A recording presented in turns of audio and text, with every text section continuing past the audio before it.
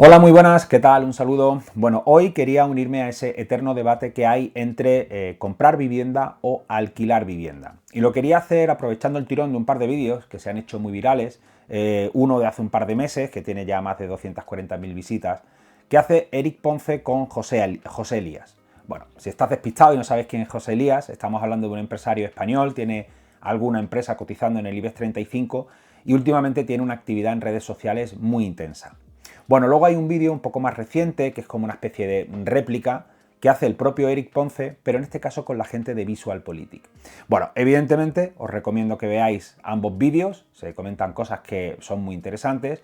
Yo de todas maneras quería plantear el asunto desde mi punto de vista, con mi hilo conductor, y me gustaría empezar planteando la vivienda como compra. Bien, como compra y por lo tanto como inversión. Y si lo valoramos como inversión, tenemos que analizar muy bien y estudiar muy bien cuatro variables. Una es la rentabilidad, otra son los riesgos asociados a esa inversión, otra es la liquidez y luego la eficiencia, que es más una característica propia del mercado, pero que también es interesante que hablemos de ella.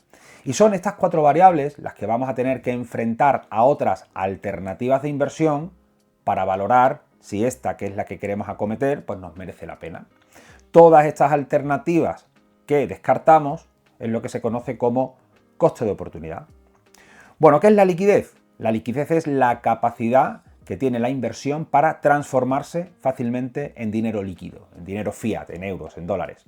¿Vale? ¿Qué son los riesgos? Pues son todas esas vulnerabilidades que nos pueden hacer perder parte de nuestro capital o todo el capital. ¿Qué es la rentabilidad? Pues es la eficiencia de la inversión. ¿Y qué es la eficiencia? Que no tiene nada que ver con esta eficiencia. Bueno, es el nivel de distribución de la información entre los diferentes agentes que compiten en ese mercado.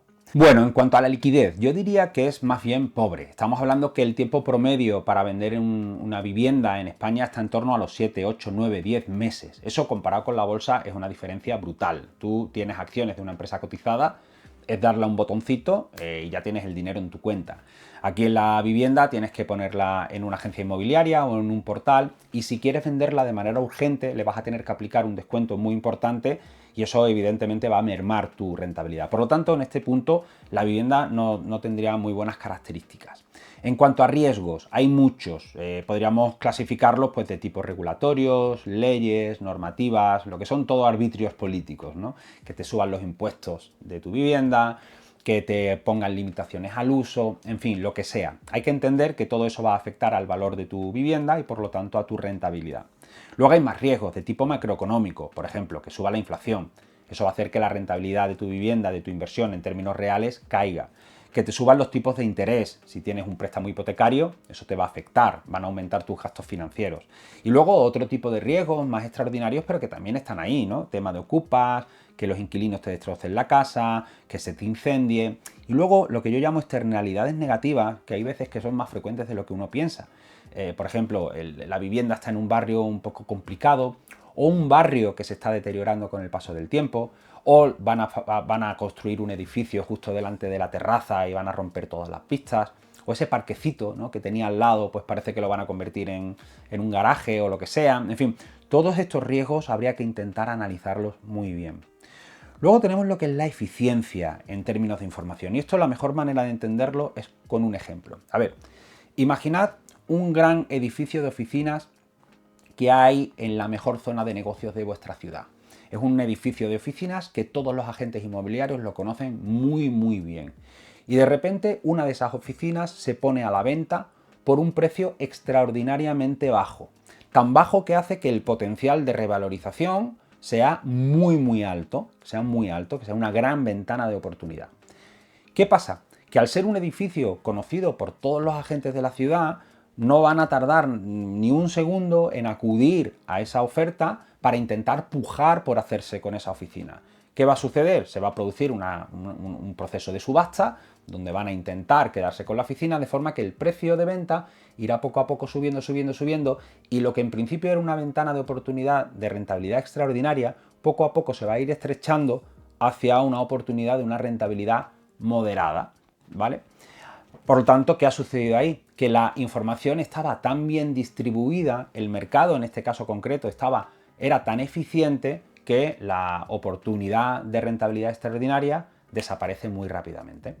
Ahora imaginad un ejemplo similar, pero de un pequeñito apartamento en tu barrio que es de los padres de un amigo tuyo del colegio, que además te han dicho que se van a divorciar y necesitan vender rápidamente el apartamento a un precio muy bajo porque tienen separación de bienes y quieren liquidarlo todo, ¿no? Bueno, esa información, ¿qué sucede? Que la tienes tú, solo tú, tu amigo y dos más, pero no lo tienen el resto de agentes de la ciudad. Por lo tanto, tú te puedes aprovechar de esa ineficiencia en la información con algo que solo conoces tú para adquirir esa vivienda a un precio muy muy bajo y por lo tanto obtener una rentabilidad extraordinaria. Bueno, desde mi punto de vista el mercado inmobiliario goza de mucha ineficiencia y eso es positivo, sobre todo si lo comparamos con la bolsa, sobre todo cuando estamos hablando de empresas de gran capitalización. Empresas como Apple, como Netflix, como Microsoft, son tan conocidas que en cuanto aparece nueva información que les puede afectar para bien o para mal y que pueden en un momento dado abrir una ventana de rentabilidad extraordinaria, rápidamente esa información es descontada por todos los inversores, haciendo que la oportunidad se corrija rápidamente. Por lo tanto, yo creo que esto es un punto muy positivo a favor de la vivienda. Diría además que es un mercado menos competitivo, es decir, en el mercado de la bolsa, en empresas cotizadas, allí en cuanto una empresa empieza a destacar, aparece la competencia que le quiere robar cuota de mercado y lo que eran ventas extraordinarias empiezan a caer, los márgenes se empiezan a estrechar y muchas veces incluso esas empresas eventualmente podrían llegar a quebrar. Bueno, en el mercado inmobiliario es más complicado, ¿no? Tu apartamento que está en la calle principal de tu ciudad o en la que sea, no va a cambiar en décadas, va a tener siempre la misma competencia y va a estar siempre en el mismo entorno. Yo creo que eso es muy importante a la hora de tener certidumbre sobre los flujos de caja, en este caso las rentas que tú vas a obtener en el futuro, que inciden directamente en la rentabilidad de tu inversión. Y luego yo diría también, y esto es importante, que es un negocio muy fácil de entender comparado con muchas empresas cotizadas. Es decir, entender a qué se dedica el mercado inmobiliario de vivienda, pues es muy sencillo. Tú tienes una vivienda, la compras, tiene una serie de gastos, la alquilas, tienes unas rentas y punto pelota. Ahora, entender cómo son los microprocesadores de Nvidia o cómo va el tema de la inteligencia artificial con DeepSeek y su guerra con OpenAI, oye, pues igual es un poquito más complicado. Bueno, y luego la rentabilidad. A ver, a mí me gusta explicar la rentabilidad desde el punto de vista que es un cálculo que hacemos absolutamente todos, siempre, de manera intuitiva, cada vez que tenemos que tomar una decisión. Cualquiera, ya sea de índole financiera o de cualquier otro aspecto de la vida, siempre. ¿Y qué es lo que hacemos? Enfrentar el beneficio que esperamos obtener de esa decisión entre aquello que tenemos que poner sobre la mesa para obtener ese beneficio. ¿Vale? Beneficio entre lo que tenemos que poner sobre la mesa, el coste, la inversión, para obtener ese beneficio. Voy a intentar poner un ejemplo muy sencillo. Imaginad que a mí me ofrecen para el sábado por la tarde un par de planes. Uno es ir a jugar al pádel con mis amigos y otro es quedarme en casa con mi pareja viendo una película de Netflix y cenando. Vale, yo automáticamente, intuitivamente, aunque no lo quiera saber o aunque no sea capaz de entenderlo, estoy haciendo un cálculo de rentabilidad. ¿Qué pongo en el numerador del pádel? Pues pongo los beneficios que yo voy a tener con eso. En este caso, pues la diversión, las cervecitas de después con mis amigos, el hacer deporte, el afianzar los lazos de amistad. Esos son los beneficios. Y eso lo enfrento a lo que tengo que poner encima de la mesa para conseguir esos beneficios. En este caso, pues sería lo que me cuesta la pizza, la gasolina, comprar las bolas, la bronca de mi pareja, etc. Y esto tendrá una rentabilidad X. Y el mismo cálculo hago con el otro plan. ¿Cuáles son los beneficios de quedarme en casa? Pues la cenita, que va a ser muy agradable, estar bien con mi pareja, si la película es buena, pues llevarme esa satisfacción, estar relajado. ¿Y cuáles son los costes? Bueno, pues lo que me cueste el Netflix, la cena, y esto me dará una rentabilidad Y. Y yo automáticamente comparo X versus Y. Y la que me dé mayor rentabilidad, la que sea más alta, pues es la que generalmente elegiré. Yo en este ejemplo, evidentemente, para mí la rentabilidad del pádel siempre va a ser superior a la rentabilidad del Netflix, ¿no? Pero bueno, aquí en estas cosas al final que son tan subjetivas, cada uno pondrá la puntuación que quiera. La suerte es que cuando estamos analizando una inversión financiera tenemos números y por lo tanto es más sencillo poder comparar. Aquí José Elías en el vídeo hacía el cálculo de la rentabilidad bruta, que era poniendo como beneficio las rentas anuales que iba a obtener por esa vivienda. Él calculaba 800 euros al mes por 12 meses, rentas anuales de 9.600.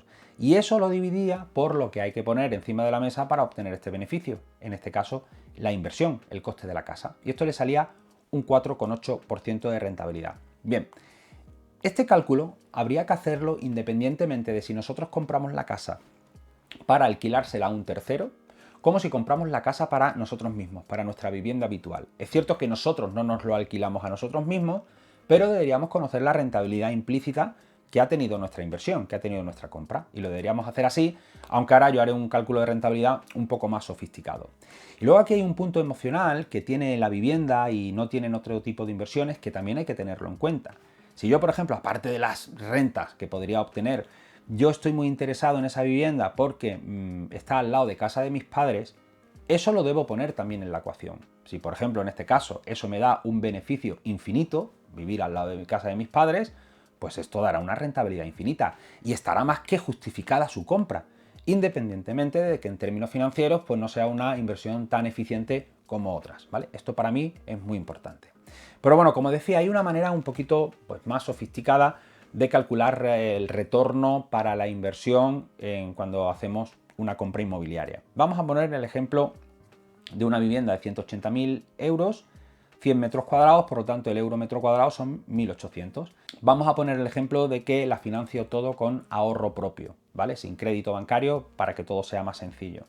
Bueno, esta compra de la casa de 180.000 euros va a tener una serie de gastos, de IVA, de impuesto de transmisiones, registro de transacción, que en algunos casos puede llegar casi al 20%, ¿vale? Aquí estamos hablando de unos 32.000. Es decir, la casa al final me cuesta 212.000 aproximadamente.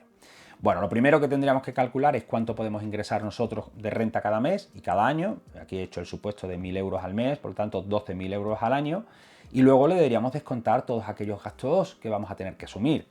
Comunidad, seguros, impuestos, mantenimiento, otro. Pero no solo eso, porque aquí me daría alguna especie de beneficio del negocio. También debería estimar cuánto voy a tener que pagar de impuestos por haber tenido más rentas en el año y por lo tanto que el IRPF me aumente. Eso se puede más o menos estimar y en algunos casos puede llegar casi al 15%.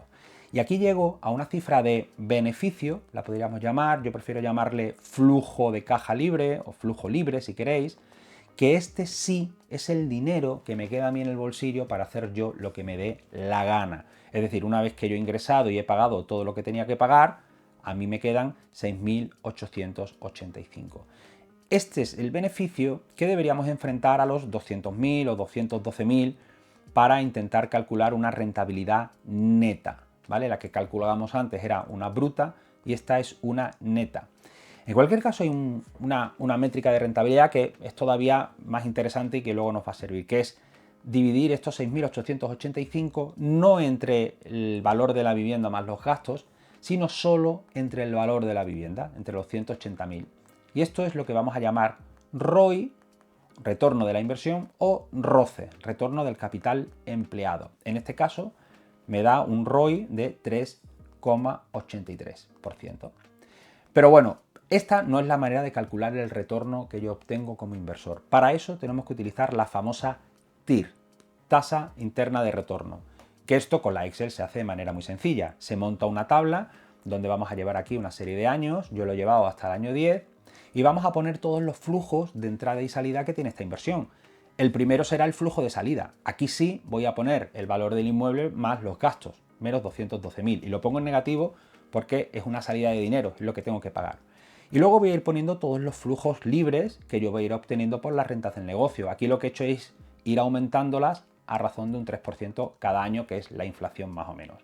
Y luego en el año 10 voy a tener una entrada que es la venta de la vivienda, como si lo vendiese a precio de mercado.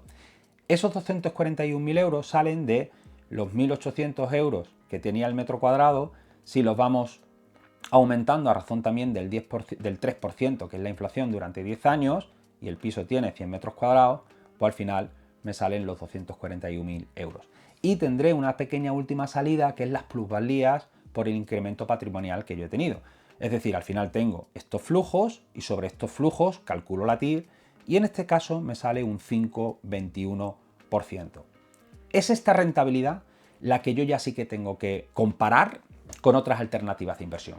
Bien, Aquí no he hecho los cálculos de si pido un préstamo bancario, pero es fácil ver que si me apalanco, la rentabilidad va a ser mayor, porque aquí en el cálculo de la TIR, en vez de poner 212.000, lo que pondré es el dinero que yo pongo. Imaginad que 50.000 es lo que yo pongo con mi dinero y el resto lo financio con el banco. Por lo tanto, yo aquí pondré menos 50.000. Lógicamente, los flujos serán más bajos porque tendré que pagar intereses y luego, en el precio final, tendré que descontarle lo que tengo que pagarle todavía al banco y que tengo pendiente. Pero si lo hacéis, sobre este caso particular en el ejemplo, a un tipo de interés el préstamo de un 2-2,5%, os sale un ROE aproximadamente, una rentabilidad para el inversor de un 12-13% aproximadamente.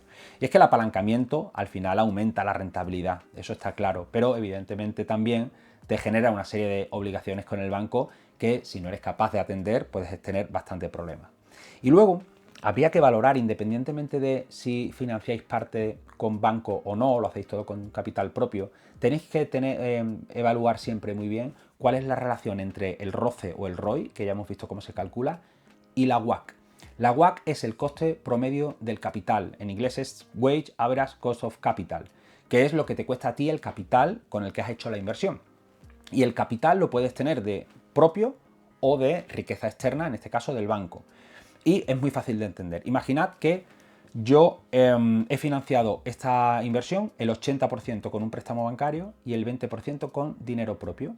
Bueno, el coste del préstamo bancario está explícito, porque el banco me dice, yo te voy a cobrar un tipo de interés de X. Imaginad que es de un 2,5%.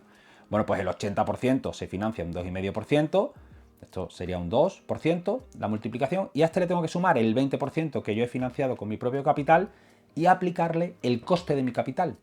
¿Cuál es el coste de mi capital? El coste de oportunidad, es decir, la mejor alternativa de todas las que tenía aquí arriba. Si las de aquí arriba, una era la bolsa, el 8%, que yo podía conseguir con el dinero, pues aquí en el coste del capital pondré un 8%. Esto da un 1,6, por lo tanto 2 más 1,6, 3,6. Este es el coste promedio del capital, que lo tengo que comparar con el ROI o ROCE.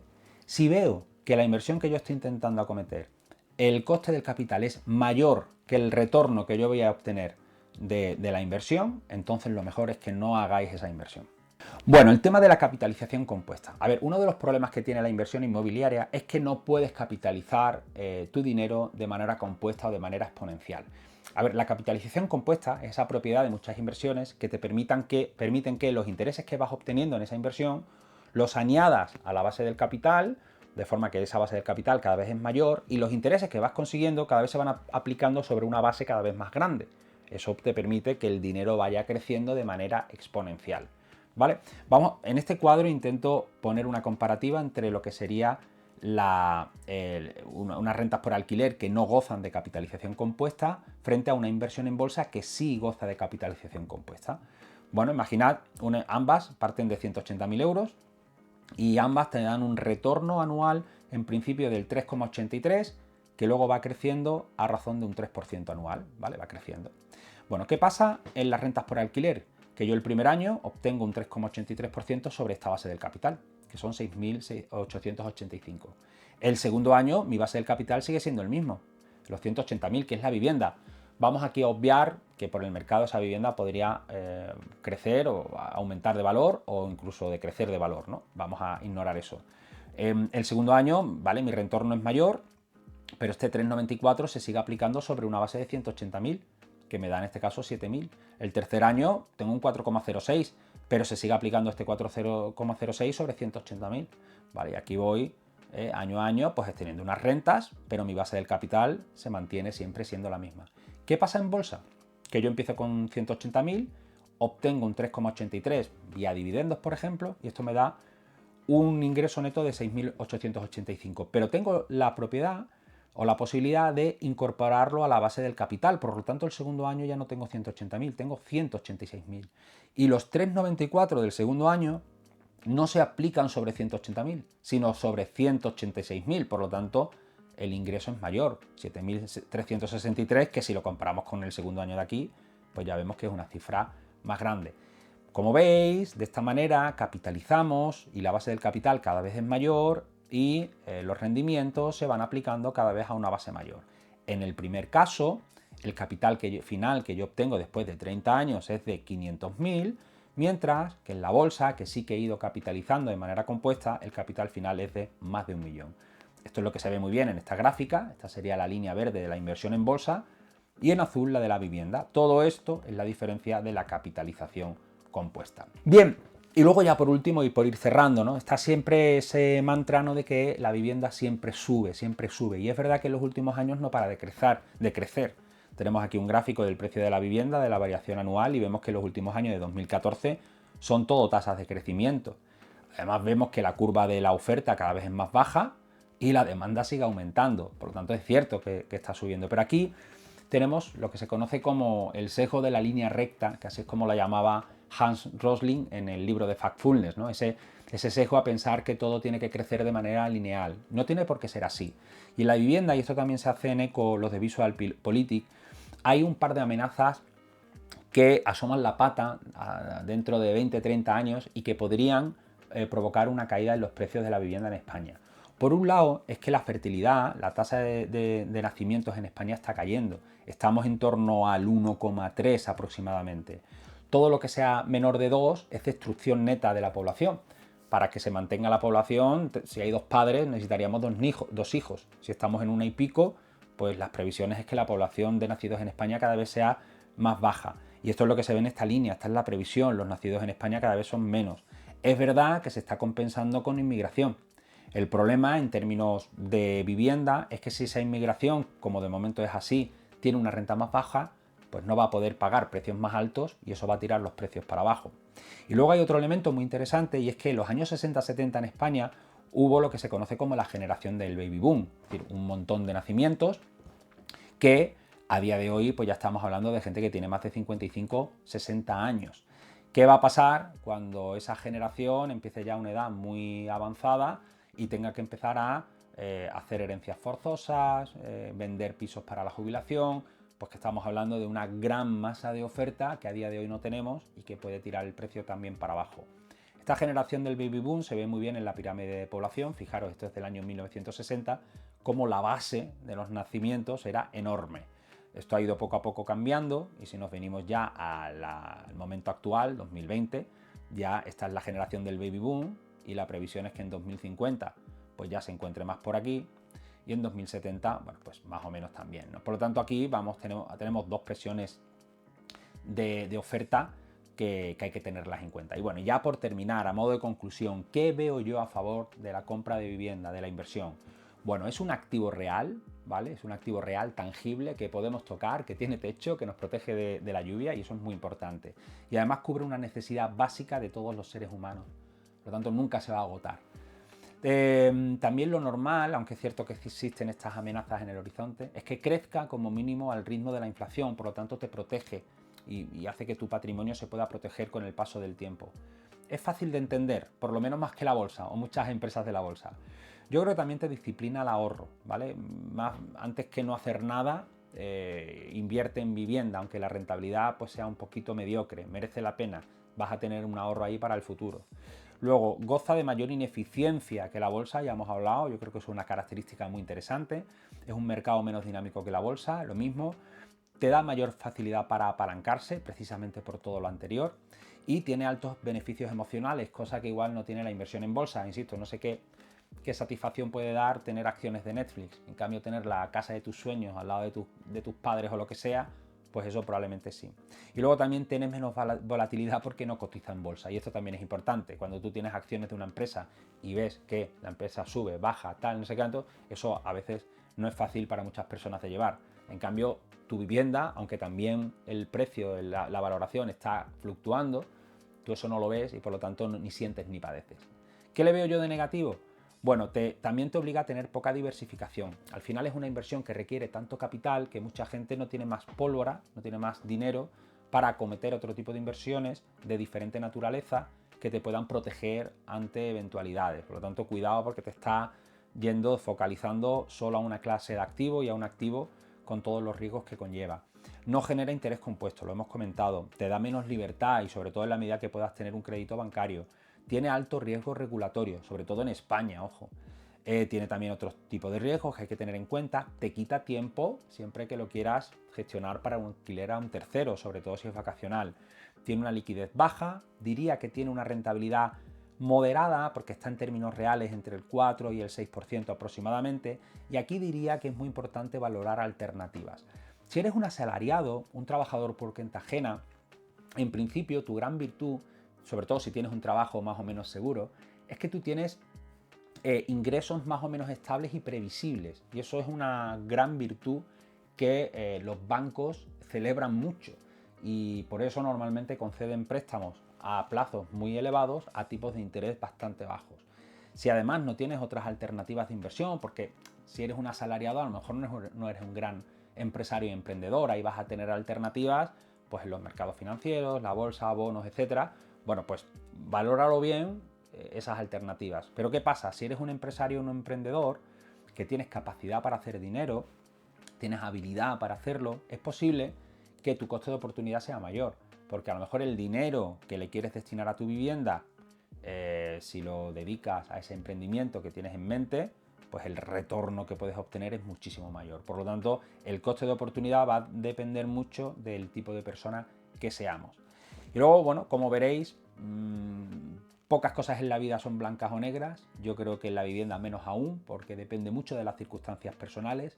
Aún así, creo que merece la pena casi volver al principio para recordar que siempre que realicemos la compra de una vivienda o de cualquier inversión, deberíamos intentar analizar muy bien todas estas variables y compararlas con otras alternativas e intentar elegir aquella que sea la más favorable. Bueno, nada más. Un saludo y nos vemos en el próximo vídeo. ¡Chao!